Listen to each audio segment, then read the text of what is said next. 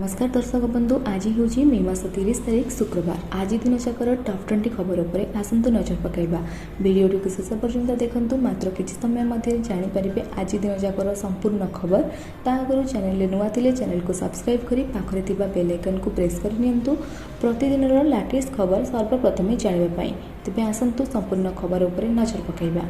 आज प्रथम खबर, कैबिनेट बैठक में 5 प्रस्ताव को मोहर। बेसामरिक सेवार बयस सीमा 42 को वृद्धि कर जहाँकि पूर्व 32 वर्ष थिला। ओडिशा बेसामरिक सेवा नियमावली 1999 संशोधन करने को कैबिनेट रे निष्पत्ति होईछि। अर्थात सरकार चाकरी रे बयस सीमा को बढ़ा जाई 42 वर्ष कर तेबे पुलिस, जंगल अबकारी, अग्निशम इत्यादि यूनिफॉर्म सेवा क्षेत्र में यह लागू हेब नहीं।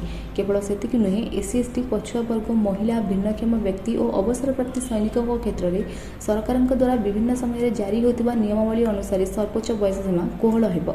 नंबर 2, होमगार्ड शारीरिक परीक्षा समय अघटन। दौड़ुवा बेले टली पड़े युवक। राणीपेंटारू पद्मपुर 2 किलोमीटर रास्तार सकाळु दौड़ परीक्षा चलता बेले दौड़ सफलतार सह उत्तीर्ण होते, किंतु हठात तले पड़जा पर गुरुतर हो पड़ू तुरंत पारणखेमुंडी मुख्य चिकित्सालय को आनी। सेठारे डाक्तर मृत घोषणा कर अन्य 6 जन गुरुतर अवस्था मेडिकल रे भर्ती होइछन्ति।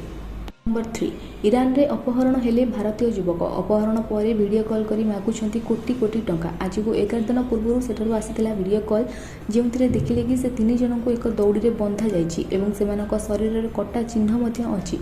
खाली सेतिक नुहे, तांको बेकरे छुरी लगाई वीडियो कॉल रे मागुछन्ति पैसा।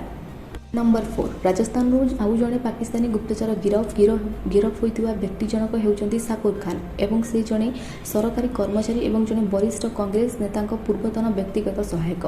साकुर पाकिस्तान इंटर सर्विसेस इंटेलिजेंस में गुप्तचर कार्य करथिबा अभियोग रे गिरफ करा जायछि। साकुर 7 थर पाकिस्तान जाइथिबा भी सूचना रही। साकुर को अधिक पचराउचर पई जयपुर निया जाउछि। राजस्थान इंटेलिजेंस स्वतंत्र टीम जैसलमेर एक सरकारी विभाग कार्यालय साकुर खान मंगलिया नामक व्यक्ति को गिरफ करिछि। साकुर जैसलमेर जिलार बासिंदा एवं वर्तमान राजस्थान नियुक्ति कार्यालय में कार्यरत। अधिकारी माने साकुर सन्देहजनक कार्यकलाप पर जड़ित थिबा संदेह करुछन्ति। नंबर 5, देश में बढ़ुची कोरोना मामला। गवेषणा आसिला सांघातिक तथ्य। देश में पुणी थे काया विस्तार करुची कोरोना। सक्रिय मामला वृद्धि करिबारे लागिछि। एही संख्या वर्तमान 1000 टपी सारिछि। अध्ययन जଣାपड़ी जे कोरोना भाइरस डेल्टा वेरिएंट हृदघातर विपद सृष्टि करिपारे।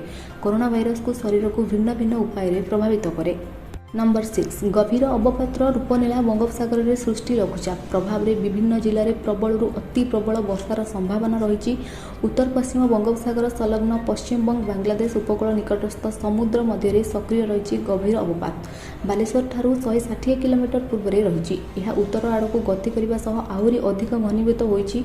गोटे पटे लघुचाप सेपटे मौसुमी प्रभाव में राज्य में विभिन्न स्थान में वर्षा जारी रही। आज 4 जिला ऑरेंज वार्निंग जारी करिछि पाणीपाग विभाग। मयूरभंज, बालेश्वर, भद्रक और केन्द्रापड़ा जिले में प्रबल अति प्रबल वर्षा ऑरेंज वार्निंग जारी रही। यह बाद अन्य समस्त जिला येलो वार्निंग जारी कर 31 तारीख जाए प्रबल वर्षा नहीं चेतावनी करिछि पाणीपाग विभाग। नंबर 7, शीतल षष्ठी पर मुख्यमंत्री देले 50 लक्षर अनुदान। शीतल षष्ठीर प्रचार प्रसार पर अनुदान प्रदान कर पूर्व वर्ष अपेक्षा चलित वर्ष शीतल षष्ठी भव्य करने को सरकार योजना रखिछन्ति। एमआरएफ रु 50 लक्ष प्रदान कले मुख्यमंत्री। चलित वर्ष शीतल षष्ठी जून 1 तारिख पड़ुछि। सारा राज्य में शीतल षष्ठी धूमधाम रे पालन करा जिवो। नंबर 8, लक्षपति दीदी हेबे कोटिपति दीदी। लक्षपति दीदी ओडिशार असल शक्ति। एने उपमुख्यमंत्री प्रभाती परिडा गणमाध्यम आगे रखिछन्ति प्रतिक्रिया। ओडिशा वर्षकर 16 लक्ष रु अधिक लक्षपति दीदी सृष्टि करिछि। लक्षपति दीदी ओडिशार असल शक्ति। महिला को सशक्त करने राज्य सरकार सबुबले कार्य करुछन्ति। महिला को सुभद्रा योजना आर्थिक सहायता जोगाई दिया जाउछि। कोटिरु अधिक महिला एहा द्वारा उपकृत होइछन्ति। सेहिपरि लक्षपति दीदीर लक्ष्य महिला को स्वावलंबी करिबा।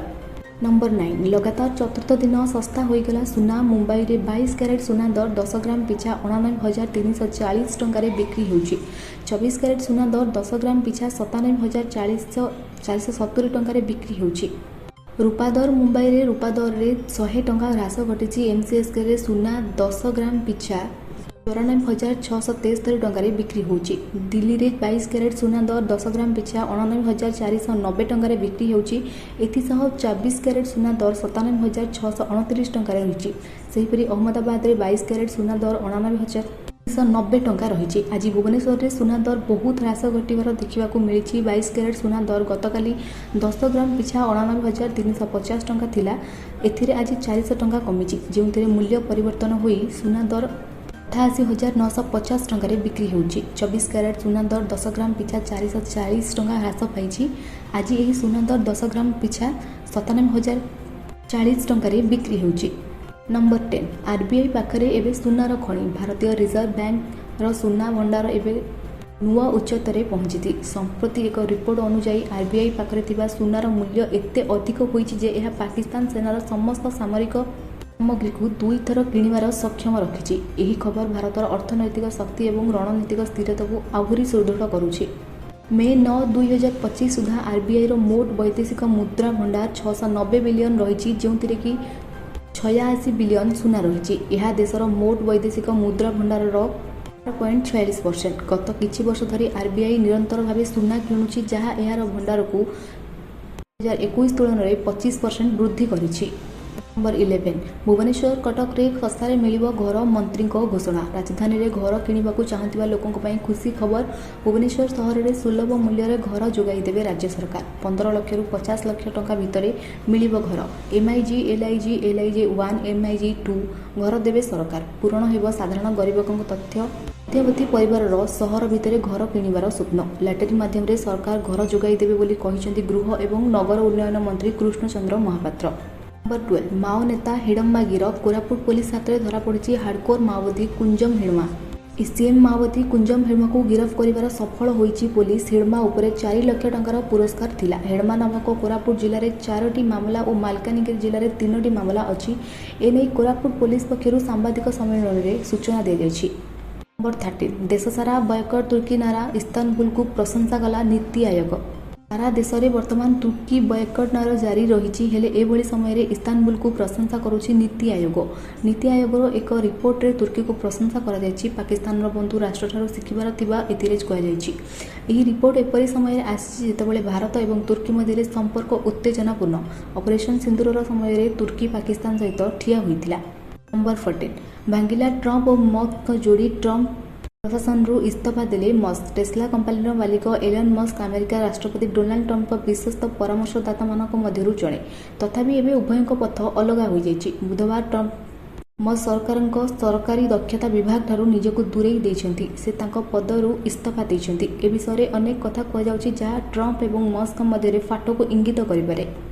ନମ୍ବର 15, ଭାରି ଜିନିଷକୁ ଛାଡ଼, କେବଳ ବଟନ, କଲମ ଏବଂ ପାନିଆ ସାହାଯ୍ୟରେ ଚୀନକୁ 54,000 କୋଟି ଟଙ୍କାର ଝଟକା ଦେଇପାରିବ ଭାରତ। ଭାରତ ଓ ଚୀନ ମଧ୍ୟରେ ବାଣିଜ୍ୟ ଅସନ୍ତୁଳନ ଦୀର୍ଘ ଦିନରୁ ଏକ ଝଡ଼ ଚିନ୍ତାର ବିଷୟ ପାଲଟିଛି। ଗତ ଆର୍ଥିକ ବର୍ଷରେ ଭାରତର ଚୀନ ସହିତ ବାଣିଜ୍ୟ କ୍ଷତି ପ୍ରାୟ 8 ଲକ୍ଷ କୋଟି ଟଙ୍କାରେ ପହଞ୍ଚିଛି। ଏହାର ମୁଖ୍ୟ କାରଣ ହେଉଛି ଚୀନରୁ ବଟନ, ପେନ୍, କଙ୍କଣି, ପ୍ଲାଷ୍ଟିକ୍ ଓ ରବର ଉତ୍ପାଦନ, କାଗଜ ଆଧାରିତ ସାମଗ୍ରୀ ଏବଂ କପଡ଼ା ଭଳି ସାଧାରଣ ଜିନିଷର ବହୁ ପରିମାଣରେ ଆମଦାନୀ। ନମ୍ବର 16, କେନ୍ଦ୍ରକୁ ଚନ୍ଦ୍ରବାବୁ ନାଇଡୁଙ୍କୁ ଅପିଲ। ଆନ୍ଧ୍ରପ୍ରଦେଶ ମୁଖ୍ୟମନ୍ତ୍ରୀ ଏବଂ ତେଲୁଗୁ ଦେଶମ ପାର୍ଟି ମୁଖ୍ୟ ଏନ୍ ଚନ୍ଦ୍ରବାବୁ ନାଇଡୁ 500 ଟଙ୍କିଆ ନୋଟକୁ ନିଷିଦ୍ଧ କରିବା ପାଇଁ ଦାବି ଉଠାଇଛନ୍ତି। YSR କଡ଼ପା ଜିଲ୍ଲାରେ ଟିଡିପିର ମହାନାଡୁ କାର୍ଯ୍ୟକ୍ରମରେ ଦଳୀୟ କର୍ମୀଙ୍କୁ ସମ୍ବୋଧିତ କରି ସେ କହିଛନ୍ତି ଯେ ଦେଶରେ ଦୁର୍ନୀତି ରୋକିବା ଏବଂ ଆର୍ଥିକ କାରବାରରେ ସ୍ୱଚ୍ଛତା ଆଣିବା ପାଇଁ ଡିଜିଟାଲ ମୁଦ୍ରାକୁ ପ୍ରାଥମିକତା ଦିଆଯିବା ଉଚିତ। ନମ୍ବର 17, ଲାଞ୍ଚ ହେବାକୁ ଯାଉଛି EPFO 3.0। EPFO 3.0ରେ ଏକ ମଜବୁତ IT ପ୍ଲାଟଫର୍ମ ରହିବ, ଯାହାର ଉଦ୍ଦେଶ୍ୟଗୁଡ଼ିକ ପାଇଁ ବ୍ୟାଙ୍କ ଭଳି ସେବା ସୁବିଧା ହେବ। କେନ୍ଦ୍ର ଶ୍ରମ ଏବଂ ରୋଜଗାର ମନ୍ତ୍ରୀ ମନସୁଖ ମଣ୍ଡାଭିଆ ଗତ ମାସରେ କହିଥିଲେ କି ଏହି ନୂଆ ବ୍ୟବସ୍ଥାରେ ଜୁନ୍ 2025 ମଧ୍ୟରେ ଚାଲୁ ହେବ। ମନ୍ତ୍ରୀ କହିଛନ୍ତି ଯେ EPFO 3.0 ଏକ ବିଶ୍ୱସନୀୟ ପ୍ଲାଟଫର୍ମ ହେବ, ଯାହା 9 କୋଟିରୁ ଅଧିକ ଗ୍ରାହକମାନଙ୍କୁ ବିନା କୌଣସି ଚିନ୍ତାରେ ଅନେକ ସୁବିଧା ସୁଯୋଗ ଦେବ, ଯେପରିକି ଆପଣମାନଙ୍କର ଅଟୋମେସନ୍, ସେଟଲମେଣ୍ଟ, ଡିଜିଟାଲ ଭାବେ ସମସ୍ୟାର ସମାଧାନ ଏବଂ ATMରୁ ସିଧାସଳଖ ନିଜର ଟଙ୍କା ଉଠାଣ। ନମ୍ବର 18, କୋଭିଡକୁ ନେଇ ରାଜ୍ୟବାସୀଙ୍କୁ ସ୍ୱାସ୍ଥ୍ୟମନ୍ତ୍ରୀଙ୍କ ଅପିଲ। ସରକାରଙ୍କ ନଜରରେ ଅଛି ସବୁ ପ୍ରକାର ପଦକ୍ଷେପ ନିଆଯାଉଛି। ଗୁରୁବାର ସୁଦ୍ଧା ଦେଶରେ ସକ୍ରିୟ ମାମଲା ସଂଖ୍ୟା 1200 ଅତିକ୍ରମ କରିଛି। ରାଜ୍ୟରେ ମଧ୍ୟ ସଂକ୍ରମିତଙ୍କ ସଂଖ୍ୟା ବୃଦ୍ଧି ପାଉଛି। ଗତକାଲି 5 ଜଣ ପଜିଟିଭ୍ ଚିହ୍ନଟ ହୋଇଥିଲେ। ଏହାରି ଭିତରେ ସ୍ୱାସ୍ଥ୍ୟମନ୍ତ୍ରୀ କୋଭିଡ୍ ନେଇ ବୟାନ ରଖିଛନ୍ତି। କରୋନା ନେଇ ଭୟଭୀତ ନ ହେବା ପାଇଁ ରାଜ୍ୟବାସୀଙ୍କୁ ପରାମର୍ଶ ଦିଆଯାଉଛି। କେହି ଭୟଭୀତ ହୁଅନ୍ତୁ ନାହିଁ ବୋଲି ମୁକେଶ ମାଲିକ କହିଛନ୍ତି।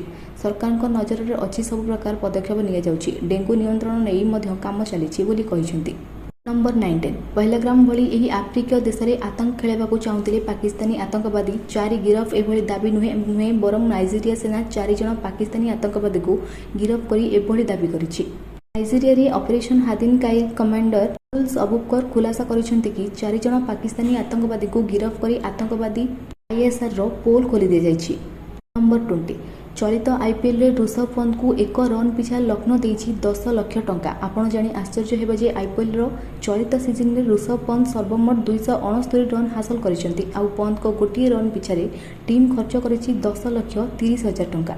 आज न्यूज़ टी भल लागितले लाइक शेयर करनेबे एवं चैनल को सब्सक्राइब करनेबे। धन्यवाद।